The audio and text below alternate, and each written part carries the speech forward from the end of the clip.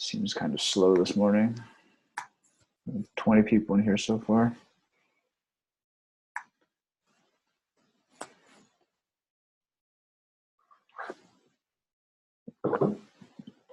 Though I guess senioritis, I can totally believe that. I don't actually have much to really lecture on as far as like conceptual stuff or anything like that for the web server project. I've pretty much talked about everything that I'd planned to talk about. So we could just have this as like an extended Q&A. I know there were some questions floating around. I know Thomas wanted to try to get the server to send JPEG images. So maybe that's something we could play around with and try to live code that, see how that goes. And then Jacob, you posted this morning in the help channel. Did your issue get resolved? Is Jacob in here? Yeah, he is.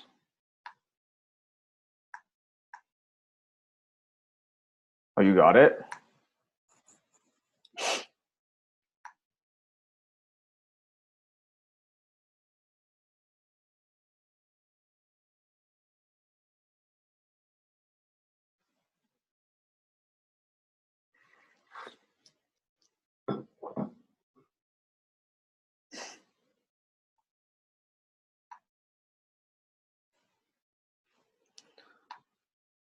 Well, no response from Jacob. So maybe he's AFK.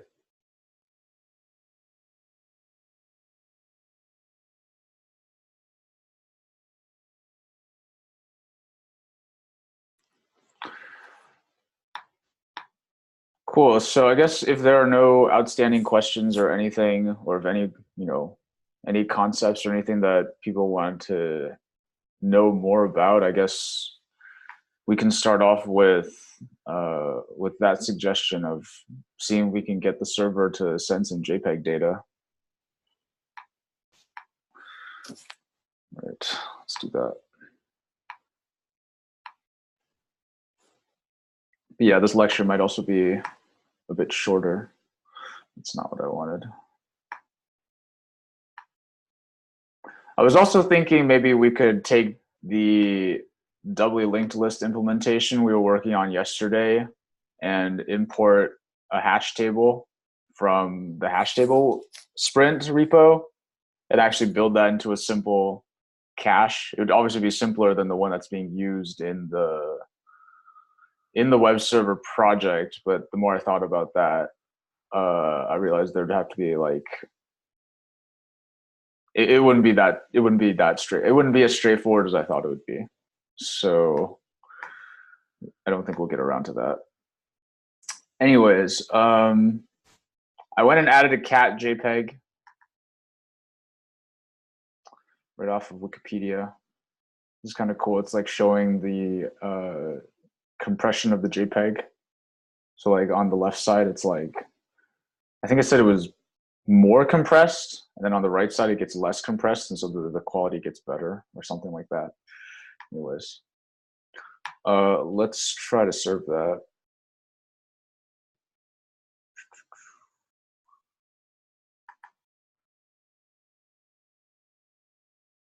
Okay, so hold on, I cleared. One sec.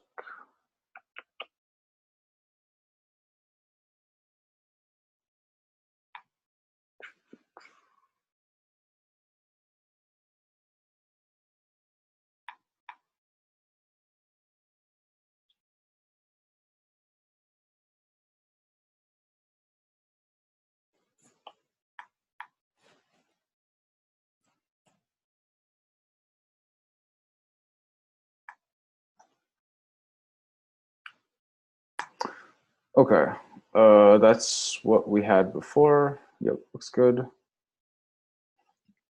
Okay, so if we're gonna go and try and serve a JPEG file, Our code is already handling things like figuring out the type of the file, because it can just check the extension and figure that out. So it's getting that in the MIME type.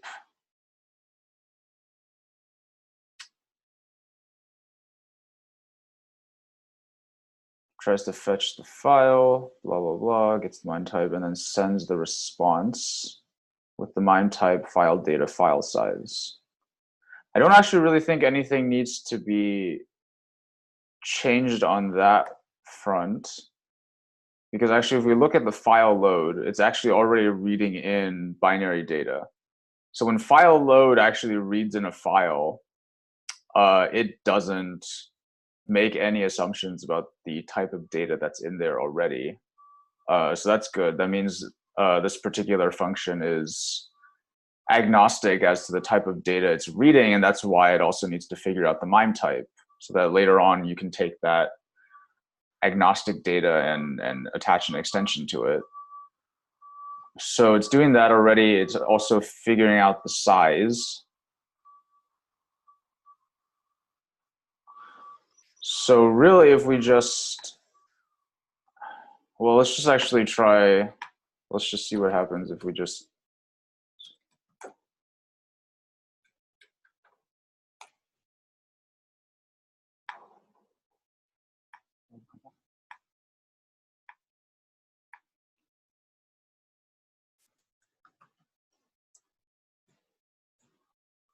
let's hit home, make sure that's working. Okay, so let's try cat JPEG. Yep. So I get a black screen, and in the console, I get a content length mismatch. I was trying that this morning and didn't have time to resolve and get past that. Did you get past this, Thomas? I'm curious if you're able to resolve that.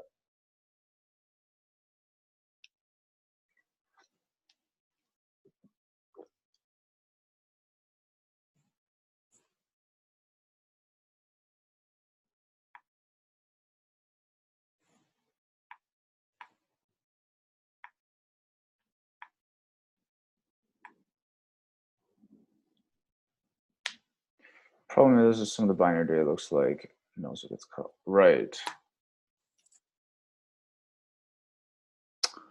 I see. So the binary is stored in a different format, but some of the encode, like, oh, you didn't mend copy to fix it. Okay.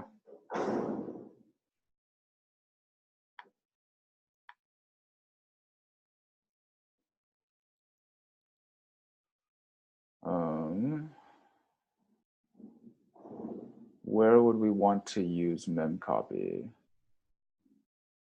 Maybe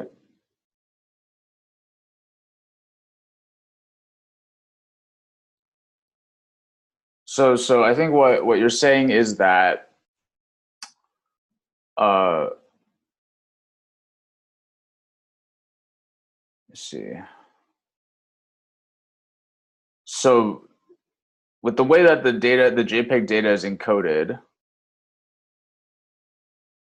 if you interpret that encoding as a string, then that encoding probably contains null terminators if you go and change that to a string type, which would then mean if you're trying to read that JPEG data as string data, that you're going to encounter one of those early null terminators, and then the machine's going to think that's the end of the string, even though there's way more JPEG data past that null terminator. But it's just the fact that, again, because that JPEG data, when you interpret it as a string, it has null terminators earlier on in the content. I guess is I think what you're saying the issue is.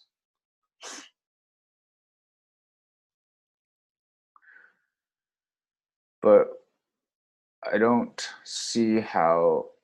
Yeah, right. So if you if you take that string data and in fact like uh,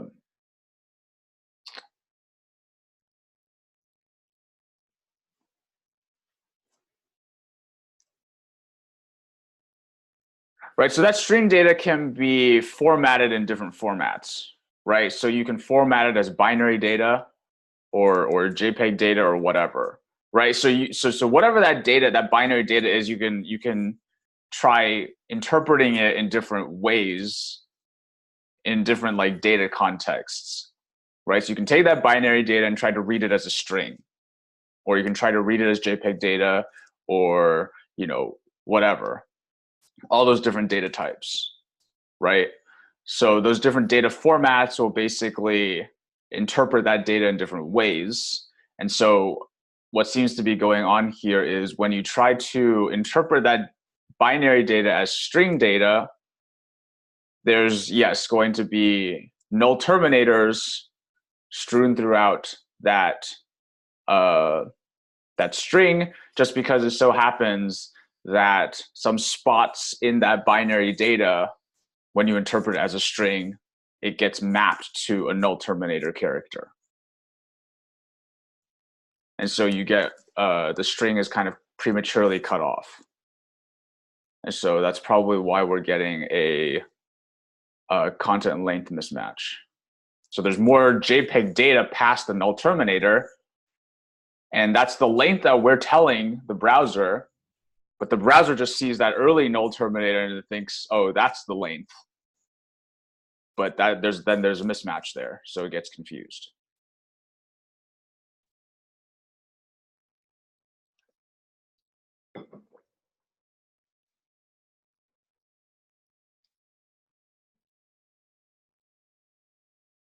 I don't have it working just yet, but mem copy response length, content length. So the add-in centers wants to make it work right after the int response length line. Okay, interesting.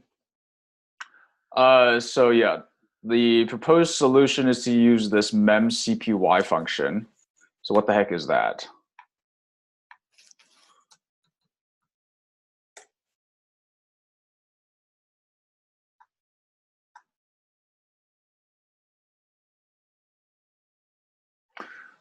So memcpy, and in fact, you guys, if you remember from intro to the first intro to C sprint, you basically implemented a simple version of this. So this was the one where you basically what memcopy does is it allows you to copy ambiguous data types, right? So for example, there was a string copy function that you also implemented. There's also a string copy in the standard library that's specifically for copying string data from a source to a destination string, right? But that's specifically for the string data type. Memcopy doesn't care what type you want to copy to and from, right? If we look at the signature, it returns a void pointer. Basically, again, means this could be any type. We don't know, and we don't really care. It copies data from a void pointer to another void pointer, or specifically copies data from the void pointer, the second void pointer to the first void pointer. And then size tells it how much to copy.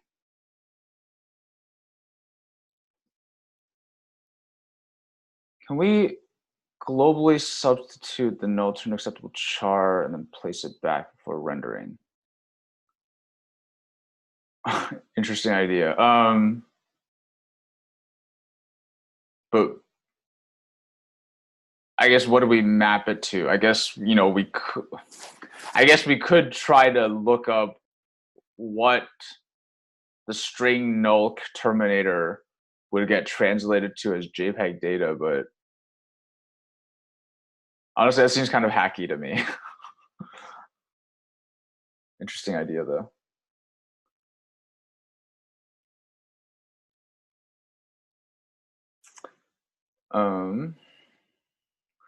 So the proposed change is the response plus the response length as the first. So we're copying the body. String 2 is the body. And that got copied to response plus response length.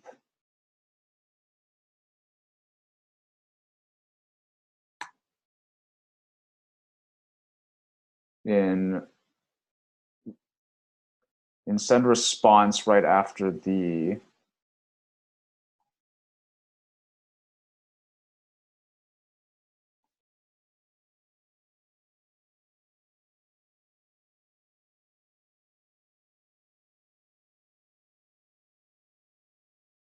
okay, so response is a character buffer. I guess that's okay. So that can easily be cast as a void pointer. I'm confused about the plus response length as part of the first parameter. Because you're literally saying response length is an integer, add that to a buffer, which seems like I don't know if that would work. But I guess we can try and see what happens. So response plus response length. Okay.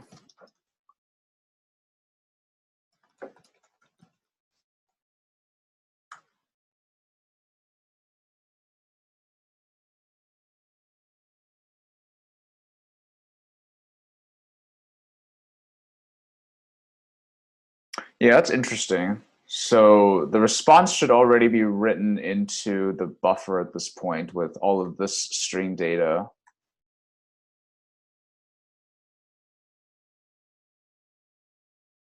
But it doesn't work without it. Is there more that you needed to add in order to get this to work? Oh, take out body from. I see.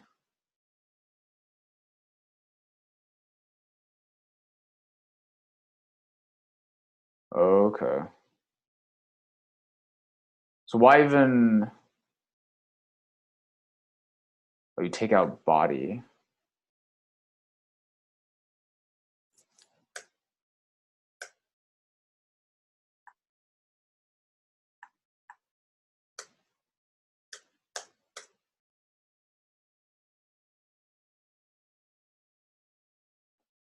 Left out the length and mem copy. No, content length is the length, right? Yeah. Yep, that's the length. On second response. Second. Oh.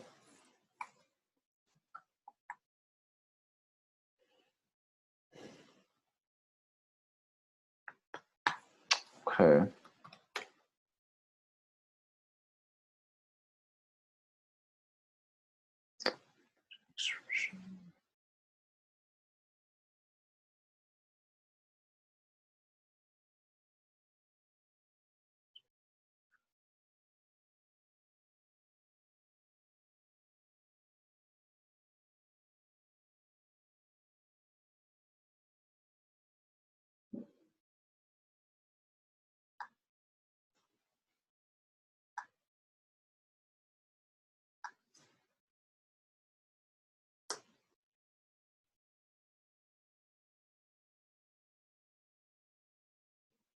Okay.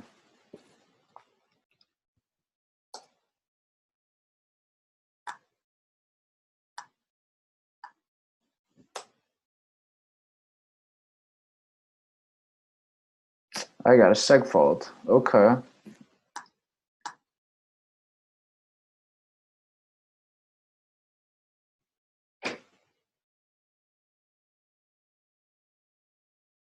Hmm.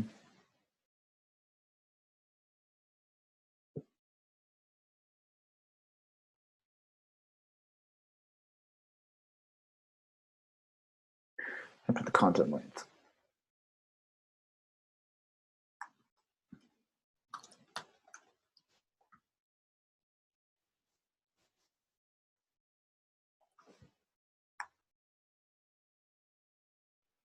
Image might be too big.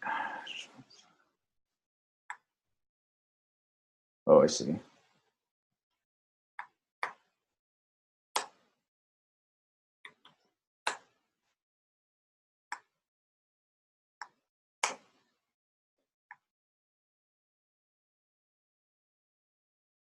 Yeah, that's too big. So we'll need to, yeah, it's too big. So we'll need to up this.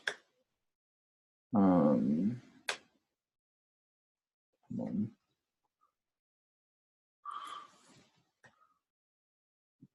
Let's like multiply that by 4. That'd be enough.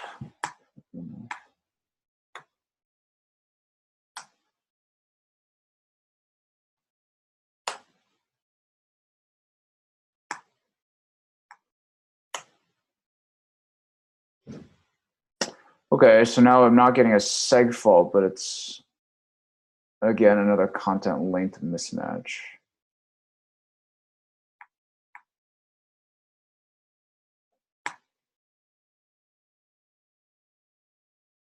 Oh, okay. So, okay.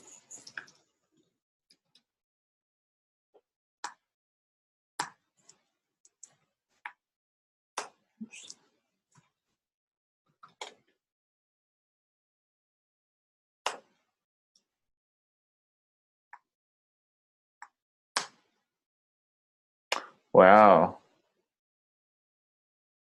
Okay.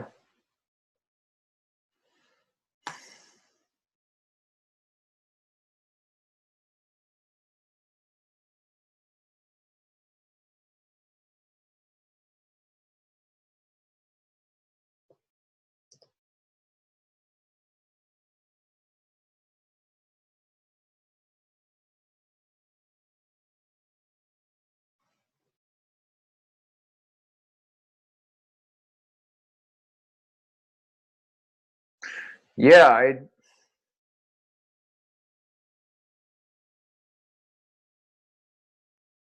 what is that even doing?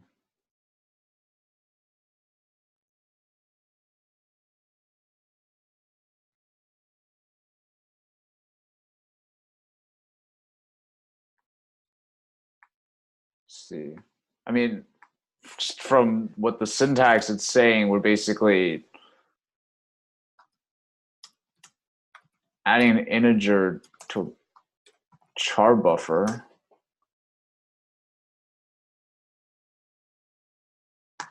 Hmm.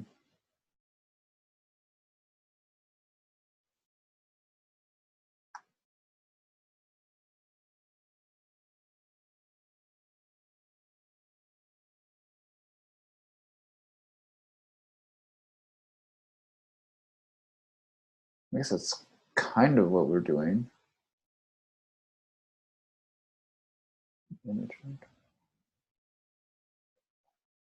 String of bytes. Now you want to convert these bytes into data.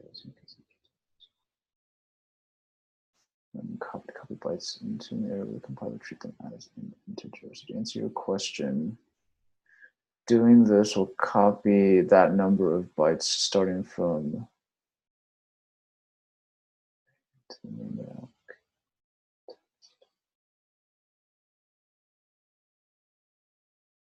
oh.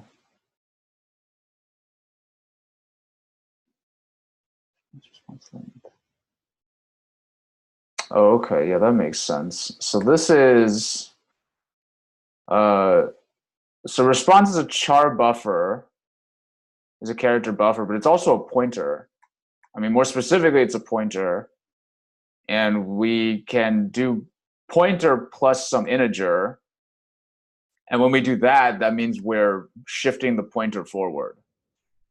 So what this is doing is a response on its own is a pointer at the beginning of the response buffer. And so when we say add response length onto that, it's shifting that pointer however many spots given by the response length, which means that we don't start copying the body into the response buffer until after all the header stuff. And then we copy content lengths worth of data starting from response plus the response length, wherever that pointer got moved to.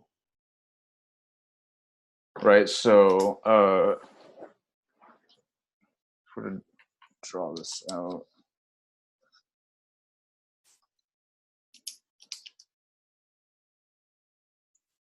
Nope, pen's still not working.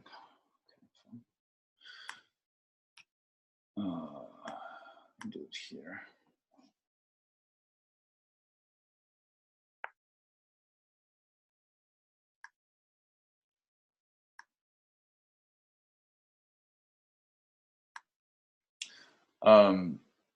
So we have that response buffer.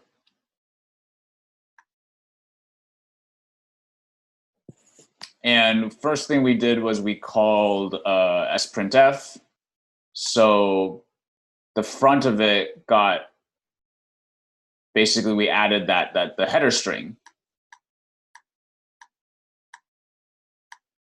All that stuff in the body of sprintf.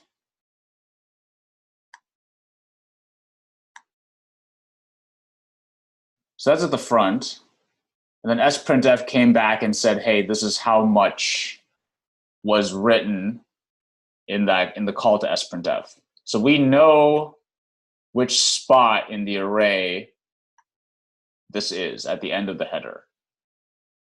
Right? So when we do the mem copy now, we don't want to start copying from the front of the response buffer, which is what would happen if we just said, mem copy response. So if we just did that, then that would start copying at the front of this buffer, and that would overwrite our header, which we don't want.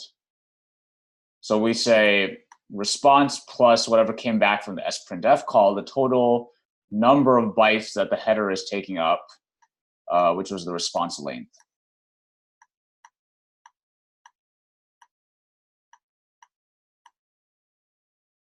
So that says start copying into this response buffer after the header. So now we can fill this up with the body data, with the JPEG data.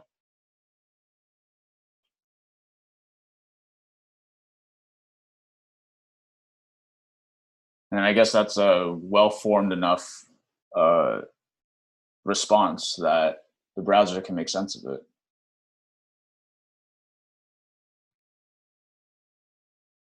Does this still work with our with other formats though? I feel like probably still should.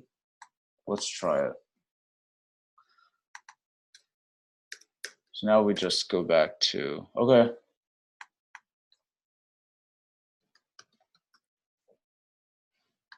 Okay, well, that's cool. So yeah, this still works. Still works with our text data too, as it should. Because again, memcopy. So like what we were doing before with just writing with using sprintf and having the body in here, was that always just ensured that it was being written as string data, read it or interpreted as string data, right? Because that's what sprintf deals with, is string data, which is fine for the header, right? Because that's going to be in the form of a string. But now what we've done instead is the body is now going to be written to this buffer as whatever format it needs to be, whatever format it came in as. which is a little weird because this, yes, this is still, at the end of the day, it's still a character buffer. And so you might be thinking, well, this body is JPEG data. How is that? Um, why is C not complaining about like the type of data that's getting put into this character buffer, right? But again, that's because that uh, character representations of the data is, for the most part, fine for when you're dealing with void data, with any sort of data, right? As I was saying, I feel like a few days ago, it's always safest to cast from void data to char data.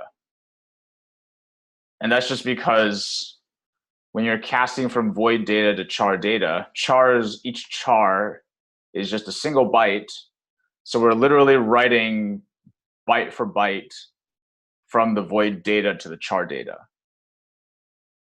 And so there's no wonky alignment issues. Whereas, as I was saying, for like an integer, because an integer itself is represented in 4 bytes, you would start writing the void data in chunks of 4, and that sometimes causes issues. So you want to like be as granular as possible when you're writing or casting void data to some other type. And so that's why char data is like the best for that. And so even though we are writing void data in the body here and copying that into char, we're not actually losing any data in the process in that copy. And again, so C doesn't complain about that.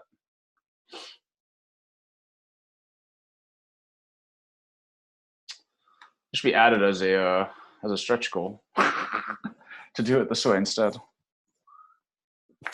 That's cool.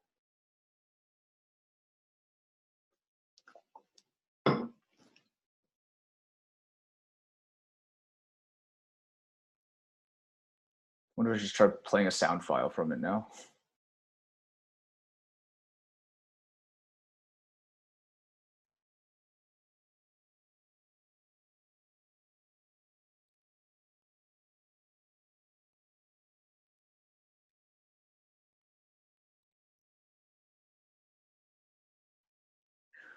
Explain the relationship between C and H and how to use them to call each other. Sure.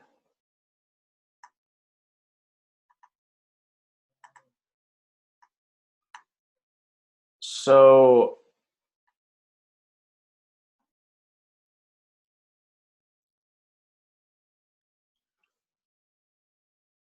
typically what you'll see, actually what you always see is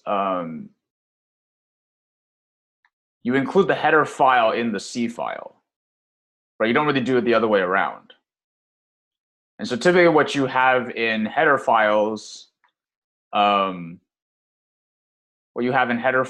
is like definitions of structs as well as just like function signatures, right? So this is the file data struct that is used throughout file.c, but it's defined in the H file, not in the C file. It doesn't have to be done this way. You can take this and put it in the C file. And that would still work just fine if you wanted to paste that at the top of this file. But the point of doing it this way with the H files is so when you want to include it in another file, when you want to include the functionality of file.c in another file, you include you include the header file. You don't include the C file, and that's because of the way that C does file linking, which is basically it compiles both H and C files together into a single module. And you can get access to that module by including the file.h header. And in fact, I don't think it would work if you tried including file.c.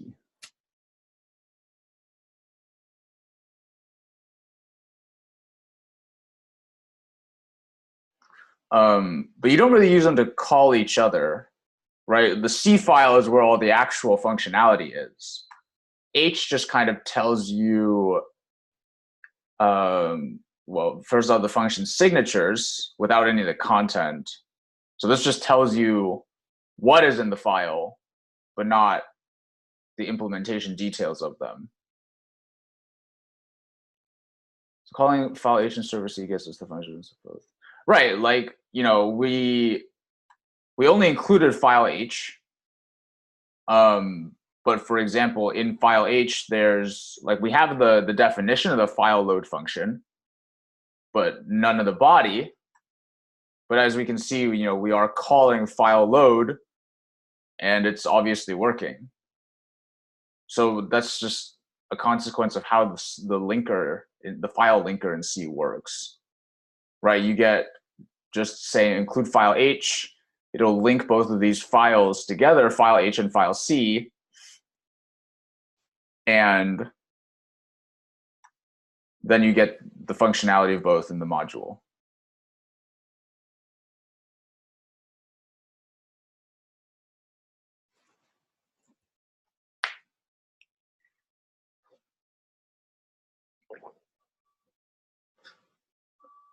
But yeah, it is a little weird. I guess as far as file C is concerned, the only reason it's including file H is so it has the struct. Although I guess well, I guess you might also, file C also I think needs to include file H just so the linker knows that these two files are associated.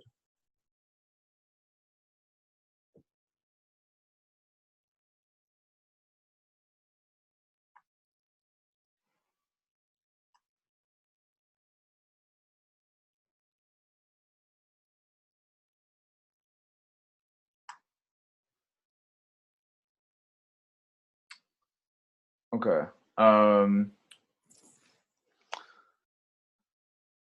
How's implementing the caching stuff going for you guys? Like, is anyone stuck on anything?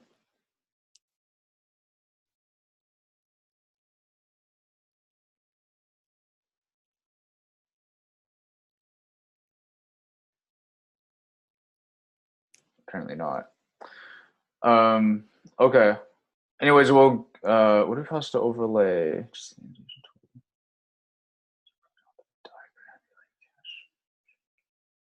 Would it be possible to overlay using the annotation tool the various files and methods in our project onto the diagram?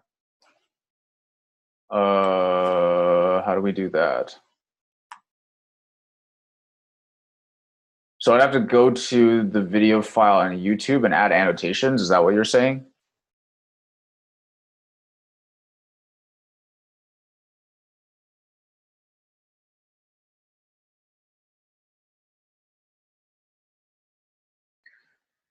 Yeah, just pause the video and annotate on top of it.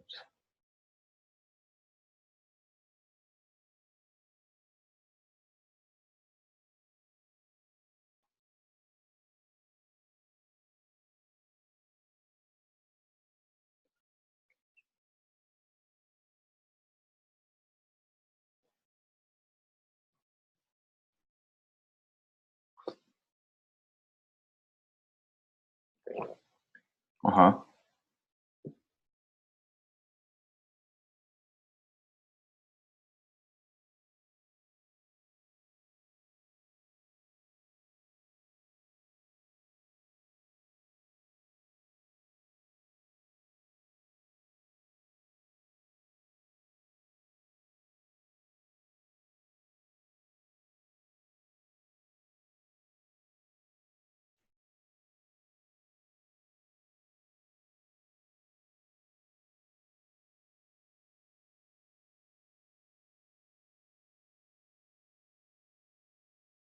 Okay.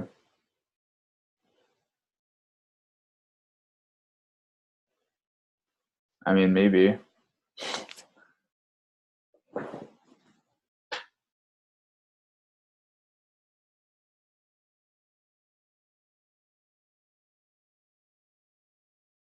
Wait, you wanted to do that now?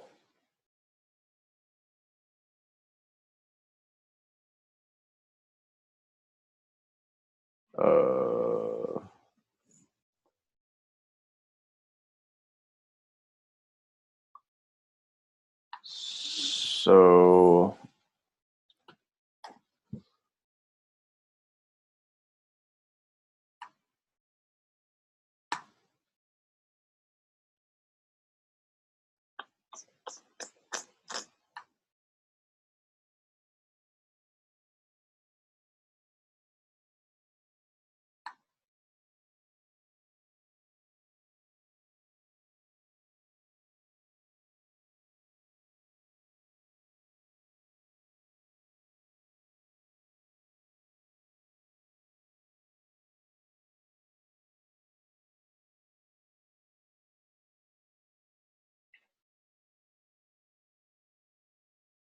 So we're gonna watch this together right now, and then I don't. How do you add annotations? I actually have no idea. I was actually thinking that if we move that, if we scroll that video over to the end where the diagram is shown of the cache model, like right there, like yeah, that's perfect, right there. And then we just place around there certain mappings that we could make mentally to where certain parts of this diagram is located in our code base to help the transition from watching the video to getting our heads wrapped around how this data structure, this entire cache is represented in the code base.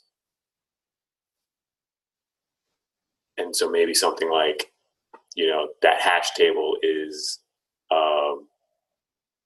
distributed in hash table dot h, hash table h and c, and maybe I don't know. I guess maybe not. Maybe it's not worth Yeah, it. I'm sorry. I mean, this is maybe gonna sound bad on my part, But let but me guess. Is it pretty obvious? Is that what you're gonna say? yeah, Okay. I Okay. don't know. Like that's just me. You Yeah. No. please tell me if I'm wrong. I don't No. know. No. You might be right. You might be right. But thanks for entertaining anyway. Sure. But please, if someone thinks it's not obvious, you should and thinks that this is a good idea. I'm not saying it's not. I'm just kind of like, is there really a need to do this? Would somebody find that helpful?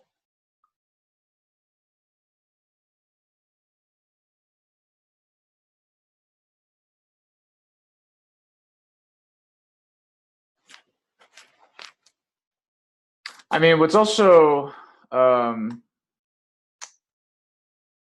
so looking at nope, not this one.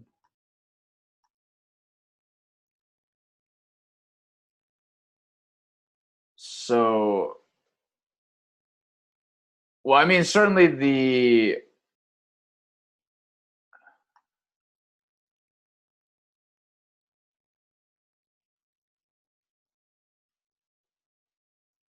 I mean, yes. So the hash table does certainly correspond to the hash table itself.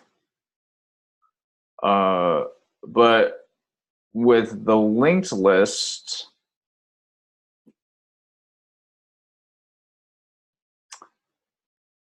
so there is a, of course, we see that there is a linked list implementation, L list here.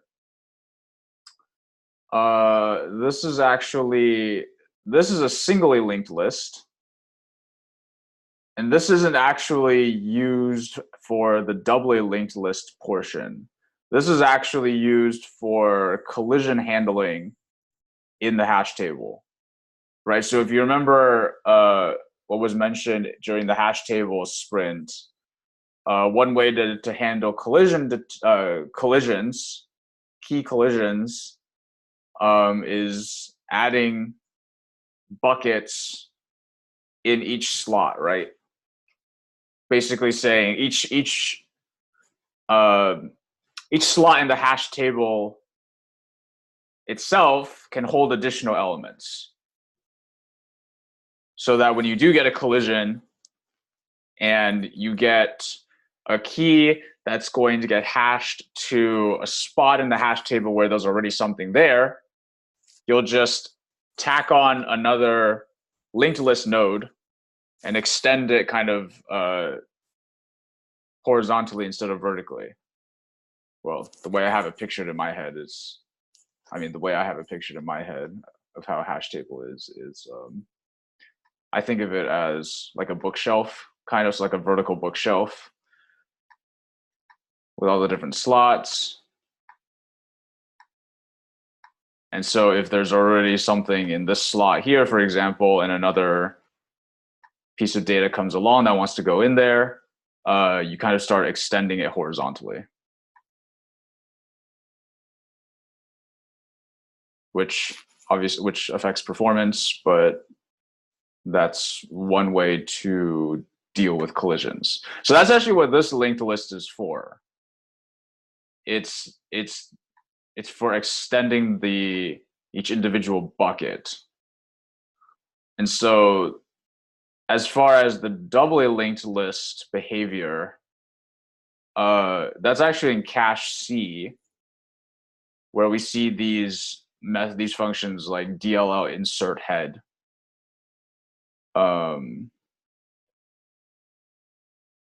So what's interesting is that the doubly linked list itself is kind of embedded in this cache entry. I shouldn't say embedded. I feel like it's more the other way around, is that each doubly linked list node has more than just previous, next, and data, right? It's keeping track of all this stuff that's necessary as part of what needs to get stored in the cache. So really, these cache entries are kind of augmented doubly linked list nodes, right? Because again, they have the previous and next pointers. So every cache entry points to a previous cache entry and a next cache entry. So again, you can treat each of those as doubly linked list nodes, but they're keeping track of some additional pieces of data that are specific for what they're going to be storing. Again, file data that's going to be cached. Right, and then so the cache struct itself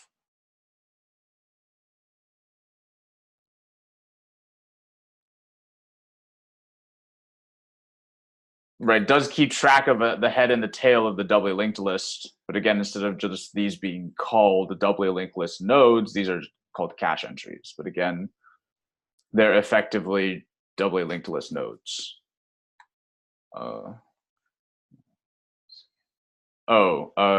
Yeah, I can. Yeah, one sec.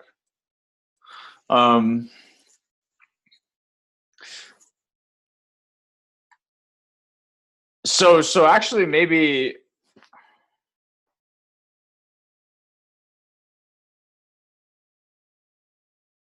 So I can certainly see an argument for that, actually, that it's not obvious, because these doubly linked list nodes are not in llist.h and llist.c, as you might think. Really, it's more like hash table is in hash table h and hash table c, and the linked list part, the doubly linked list part here that we see is in cache c and cache h.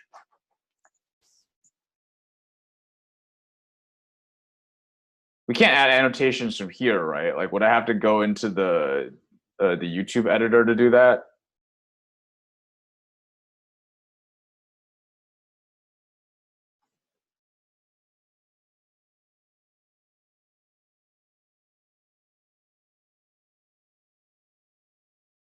Oh, with the Zoom annotation tool. Oh, I thought you meant YouTube annotations. You know, those little banners that pop up when you're watching a video. I see. So I thought you wanted me to like go into the YouTube editor tool, like scroll to the part, and actually like you guys wanted to watch me add the annotations to the video or something. So that's why I was slightly confused. Uh, okay. Uh, but yeah, I mean, as I kind of just talked about, this is in, I'm just going to call it HT. because I don't have my pen and writing with the trackpad really sucks. Right, so hash table part itself is hash table H and C, and technically speaking, the linked list L list H and C, because those are handling collisions for the hash table. So I guess technically speaking, those are part of the hash table implementation. And then the W link list is in cache H.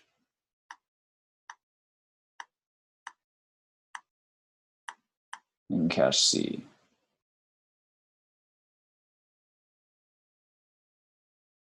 I mean, the whole thing is in cache H and cache C, but kind of like the linked list functionality proper itself is also just in cache H and cache C.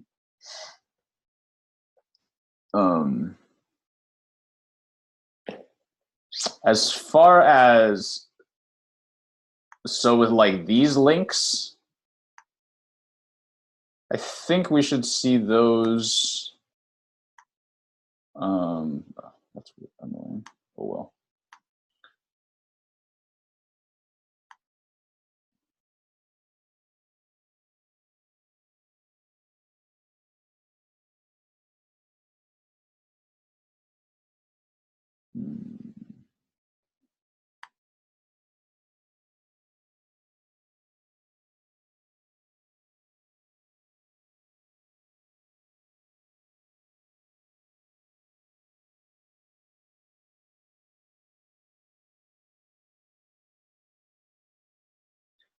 So the hash table, what makes sense, especially for those links, is for the hash table to be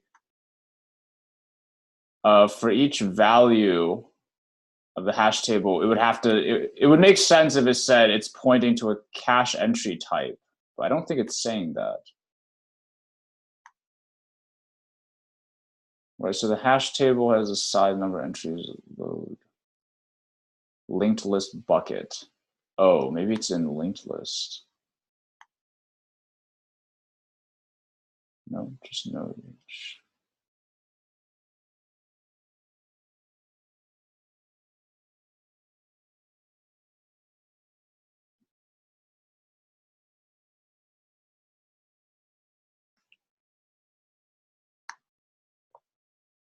So what I'm trying to say is, I guess just looking at the code, it's actually not obvious how these links are attached. Because you would think that the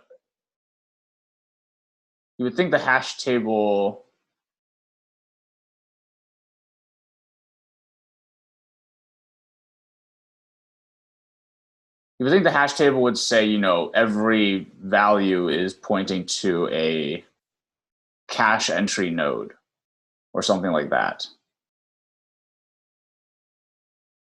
But I can't find where it's actually saying that. I'm trying to figure out. Actually, I'm even just trying to figure out where the hash table even, how it's even linked to that linked list.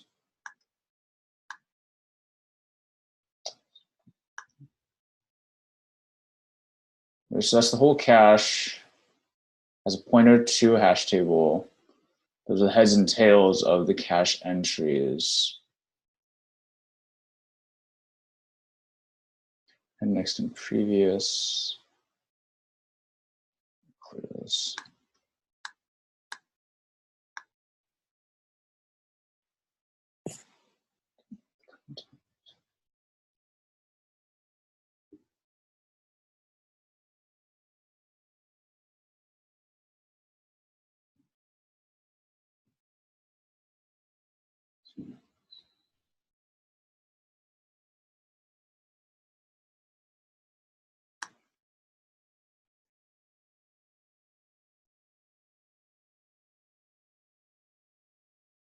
float load.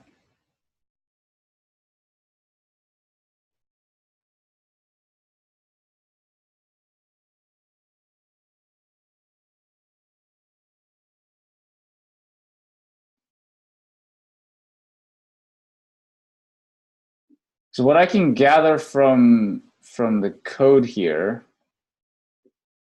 so hash table is pointing to a bunch of buckets. So I guess if we want to kind of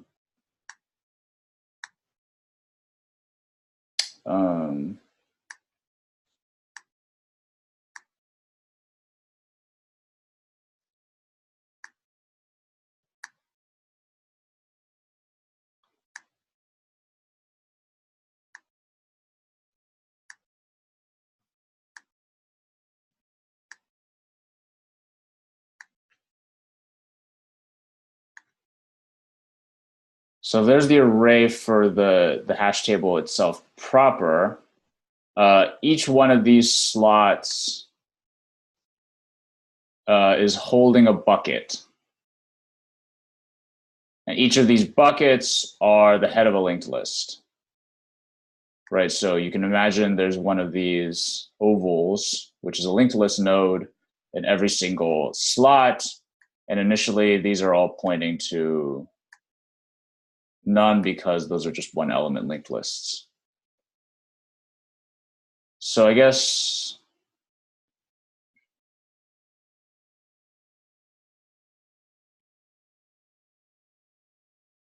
I think it's by hash table put. Sure. It's just I would have thought that that would be spelled out a bit more in the actual definitions of the data structures. But maybe you're right. It's actually spelled out in the method.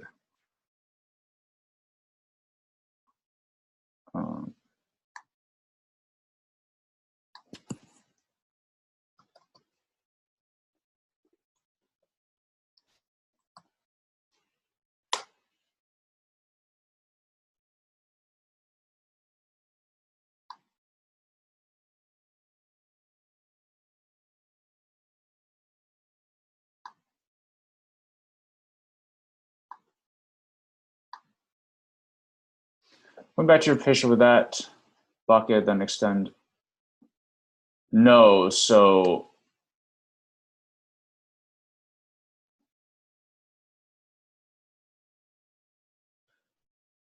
these are singly linked lists that are just for handling collisions.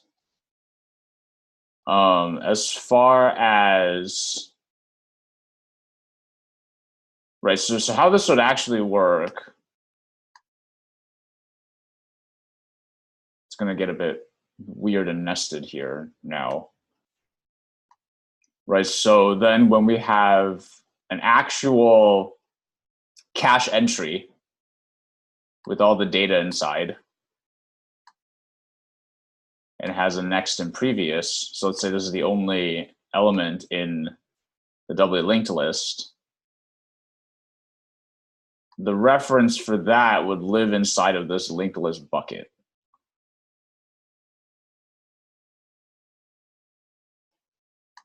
And then if, for example, some other cache entry came along that just happened to get cached to the same thing, to get hashed to the same entry, to the same slot, point that way, then what would happen is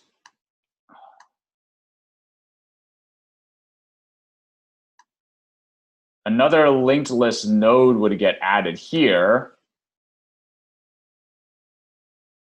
And that would point to null. And then this node would reference this one, and this node would reference this one.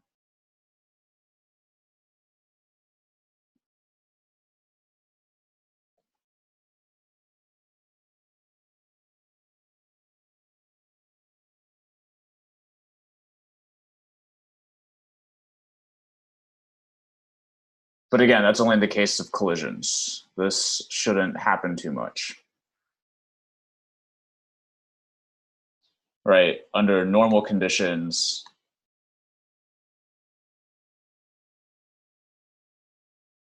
this would just end up being, this would point to n, and then this one would also point to n, but let's say that this one is the one that refers to y, and it would look like that.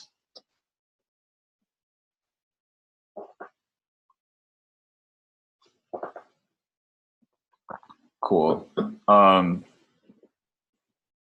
But yeah, I can, it's confusing, right? There's lots of layers that get built up.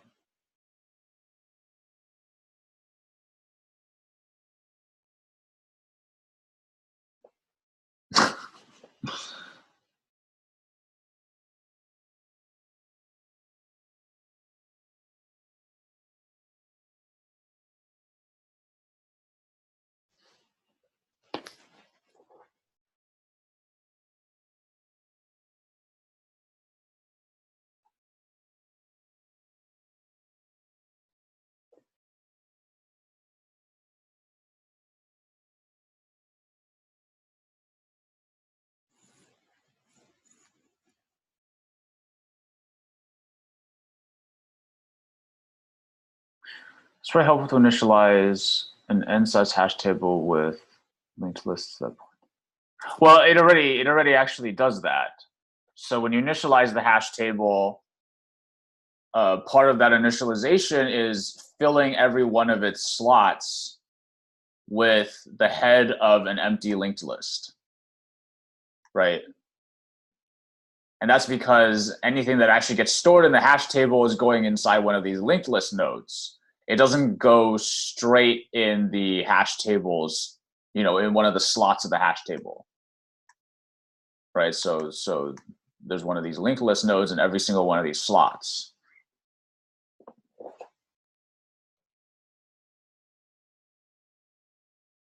So if you still wanted to hear about hash table collision, how that's handled, right? So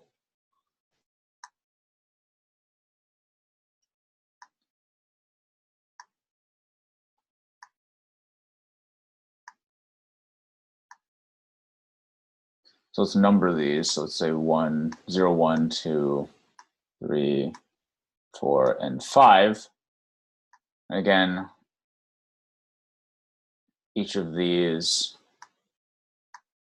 has a linked list node inside.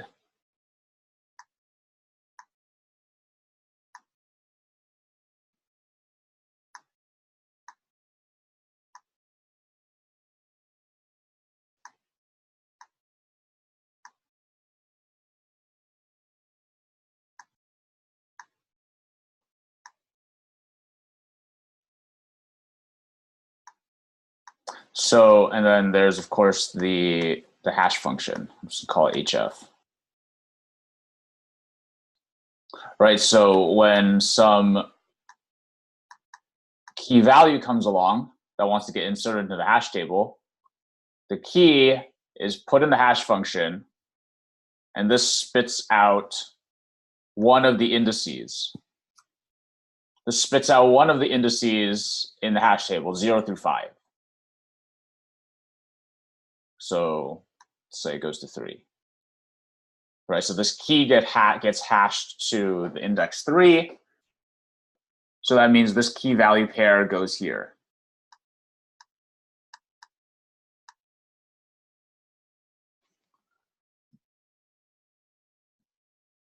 If another, let's say code K1V1, so K2V2 comes along, gets put in the hash, the key gets put in the hash function.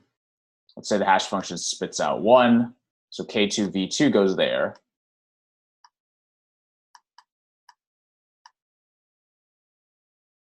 Now, if K3V3 comes along and gets hashed to index 1 as well,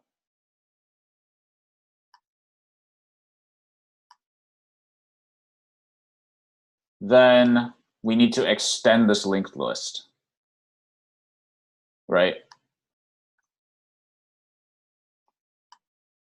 So the linked list will add another node.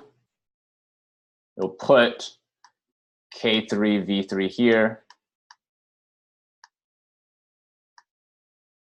And that's that, right? So this does adversely affect performance of the hash table. Access times get slower now, right? Because now if we want to access, right, so if we just tried to access K1, for example, the key value pair given by K1, so K1 comes along as an argument to say, hey, I want to fetch the value associated with K1. That's again going to get put in the hash function. The hash function is again going to spit out 3. And so we'll then look in the head of this linked list, see that that matches the key that we're looking for, and just return the value. Right? But in the case of K3, if that comes along, we put that in the hash function and that gets us 1. But then we check the head of the linked list and say, hey, K2 is not matching K3. This isn't the value we're looking for. But there's more, there's additional items further down the linked list, so we need to traverse that, go to the next linked list node, and then do the same check to check if the keys match. We see if the keys match, we can return V3. But of course, the access time for accessing K3 is of course going to be slower than accessing K1 or K2.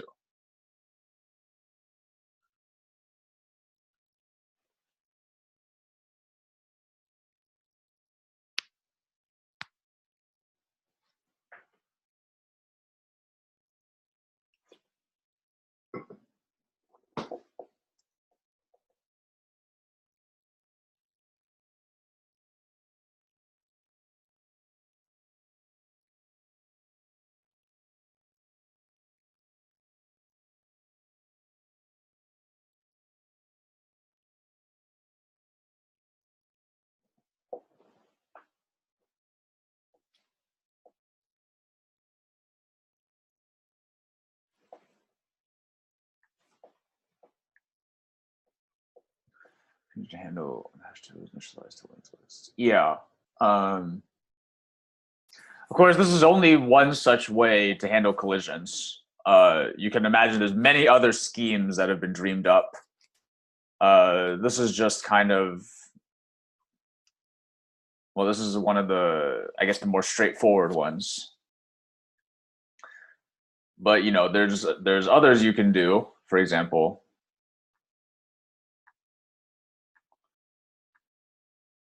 so you can choose not to, for example,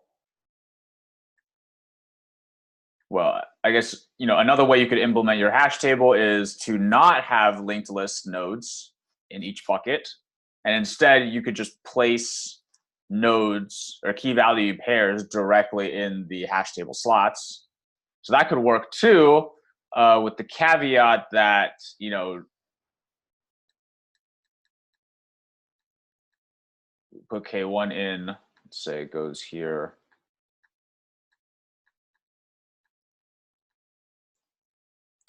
Right, and then let's say K2 comes along and is going to get hashed to the same thing. What you can do instead, because now there's no linked list nodes, we can't start expanding it horizontally. You can do what's called open addressing, which basically just means is a fancy term to say, hey, K1's occupied, just move to a different spot, a different open spot. So maybe you'll like just increment the index by 1, check to see if that space is open, and it is, so we can park K2 V2 there.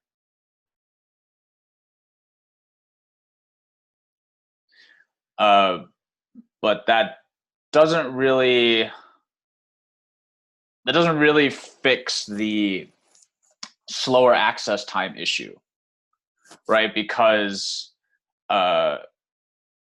if we try to access K2 again, the hash function is still going to give us the hash function is still going to output the same index 3. right? The hash function isn't aware that K2V2 didn't get put in spot 3. It doesn't know about that, and it doesn't care. So we get 3 back from the hash function, and then we're going to go there and we're going to check to see, oh, this key doesn't actually match, which means that we had to move K2V2 somewhere else because the spot was taken. So then we'll follow the same path that we took with how we implemented open addressing. We'll increment the index and then check to see now if K2V2, if the key value pair here matches the one we're looking for, and it does. But we still had to traverse and look at multiple, we had to do multiple inspections in order to get that. So with this particular scheme, it's not, I mean, I can see cases where it's still better than using a linked list to handle collisions. But in this particular example, we still had to do the same number of kind of inspections to find the key we were looking for. At first, I thought these were actual entities like arrays and objects with a strict way to use this. Yeah, right. It's exactly like what how we kind of yesterday when we were talking about the architecture of the LRU cache, right? We started off by saying these are the criteria we want. We know this is how we're going to be using the cache. So therefore, if we know this is how we're going to be using it, what properties would be helpful in designing a data structure to give us those criteria? And then at that point, you can kind of play around with how you might want to combine lower level data structures and compose them together into something that is more layers to it, but that will give you the properties you're looking for. Right? There is no one right way to define a data structure. Again, it all depends on what you're using it for, and what kind of properties you're trying to achieve with it. And that would inform you as to how that data structure should be implemented. Because there are, again, like even just showing with the hash table, you guys have seen the linked list bucket implementation and maybe got in your heads that, this is the way to implement a hash table, but that's actually not the case at all, right? There's many different ways to implement hash tables, and it just kind of depends on what you're trying to use it for and what kind of trade-offs you're willing to stomach. Because depending on how you implement it, there's different trade-offs that come with it. And that's kind of, I would say, the most important thing to kind of internalize about data structures is to be able to kind of look at a data structure implementation, see how it's implemented, and then conclude that these are the benefits and trade-offs of this particular implementation. And then you can think of implications of where this particular implementation of the data structure might be most useful / best performant.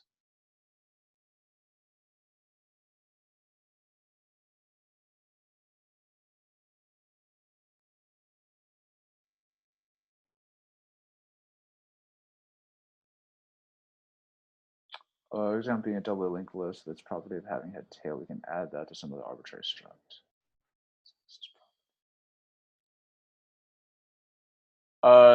Sort of. It was actually adding the doubly linked list to combining the doubly linked list with the hash table.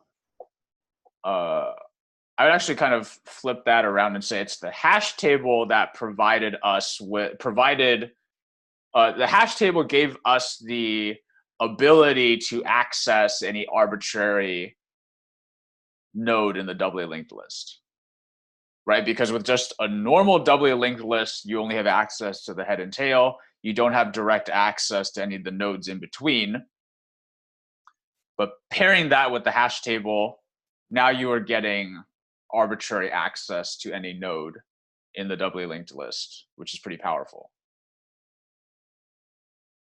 But generally speaking, yeah, I would say you're correct, right? Again, composing data structures gets you more interesting functionality that, you know, has, or a more powerful functionality, for example.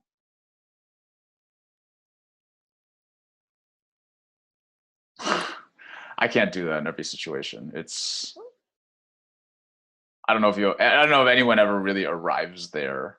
You just kind of, you'll slowly expand your bubble, but I don't know if anyone will ever get to the point where any arbitrary problem you see, you're going to know exactly what data structure to use, you know?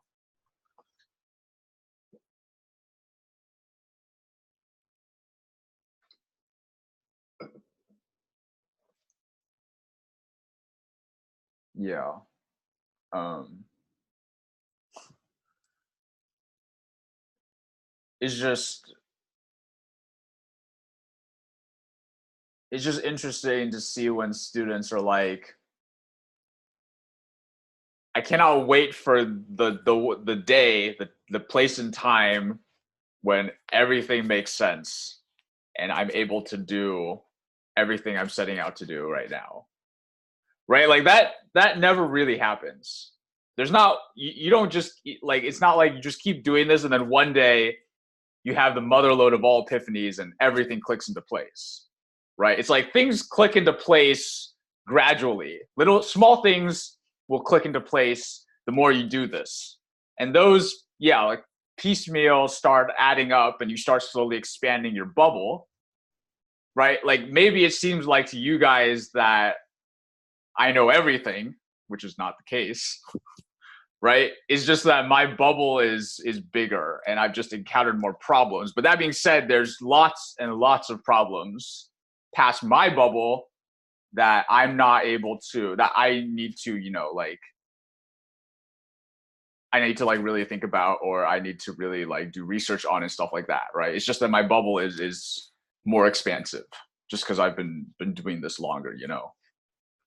So again, it's never like there is no one finish line that you cross and say I'm done. I know everything, right?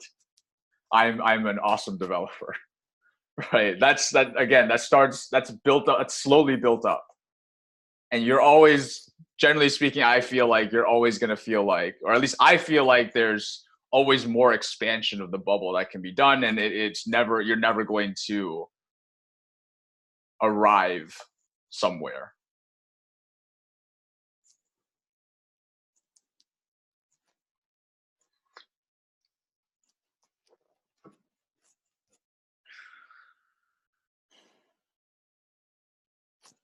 Cool.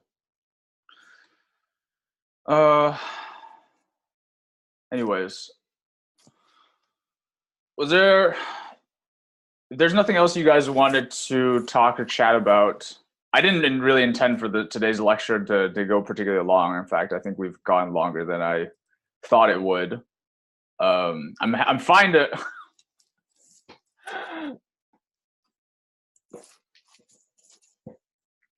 sprint challenge review. I will say, as far as the sprint challenge, you should probably make sure that your server implementation, that's at least working in terms of being able to send and receive requests. So the sprint challenge does kind of rely on that, having the first 2 days like implemented. Strictly speaking, you don't actually need caching working for the sprint challenge, but you should make sure that your server is working in terms of being able to get and send requests.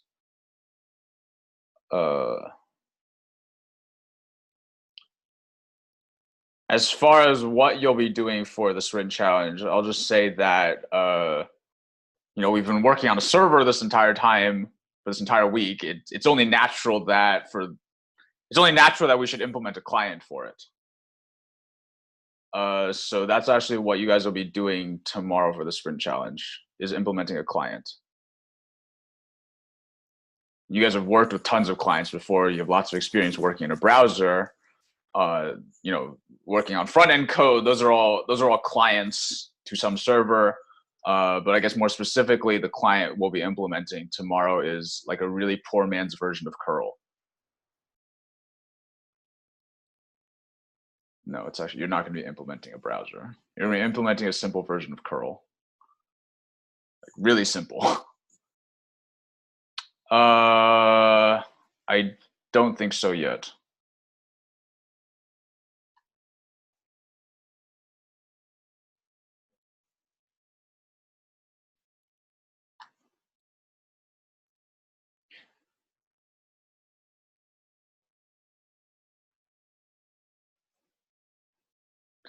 Yeah, quote unquote instructor. Like as far as next week is going to work out, well, I mean, you guys have gone through other project weeks before, right? So as far as next week's concerned, you'll be working on the assigned project from Monday through Thursday. And all I'll really be doing is we'll just have like a 1 hour instructor time in the mornings. And really, I kind of have free reign to talk about what I want, is what I've told. So I have interesting stuff planned already. Mention of a labs meeting next Friday. I do not know anything about that, but I can ask.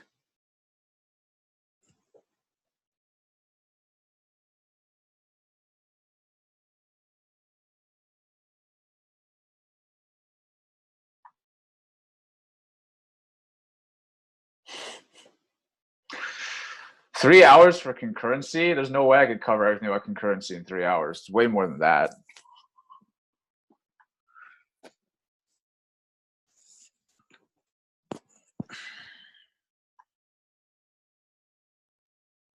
Concurrency is one of those things that once you start adding to your code, it like exponentially improves the complexity of it. Exponentially increases the complexity of it, I should say.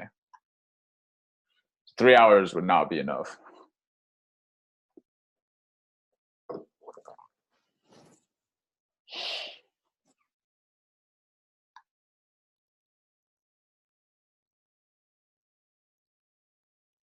Well, that's what it does. All for the sake of performance.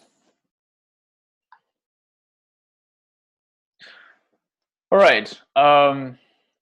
Let's call it there for this morning's lecture. We'll have a solution lecture at 3:30 to go over the second half of the web server code.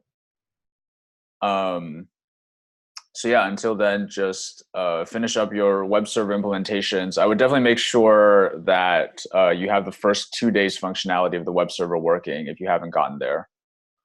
That would probably be more important if you're at that, if you fall into that boat.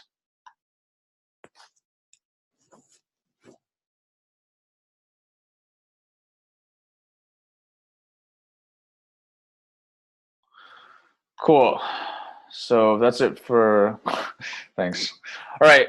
Thanks, guys. I'll talk to you later at the solution lecture. Have a good one.